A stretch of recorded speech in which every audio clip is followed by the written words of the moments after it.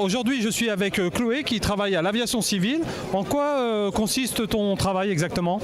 Bonjour, alors moi je travaille dans les fonctions support au RH et je m'occupe de tout ce qui est planification de la masse salariale, des dépenses de personnel et des effectifs, donc le schéma d'emploi, les suppressions d'effectifs, tout ça.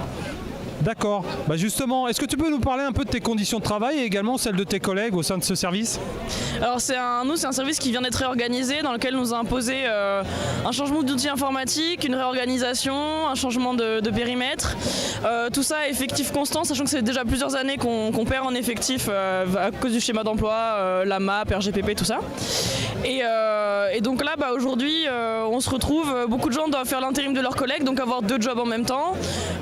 Il y a des gens, on crée des espèces de task force pour essayer de pallier un peu le manque d'effectifs, mais concrètement, ça veut dire qu'on se retrouve avec plus de boulot, donc on finit plus tard. Et voilà quoi, c'est un peu compliqué là-dessus.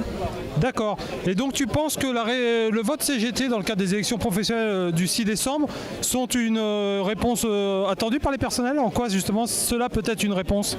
En fait, il faut savoir que à l'aviation civile en particulier où je travaille, on a essayé de conserver un peu les corps techniques pendant les années de réduction des effectifs. Et là, en fait, ce que la CGT revendique, c'est une hausse des effectifs dans tous les corps de métier, dans toutes les filières, quels que soient les corps, y compris dans les fonctions support. Et c'est pour ça qu'à mon avis, c'est très important de voter CGT le 6 décembre. Très bien, je te remercie Chloé, bonne journée. De rien, plus.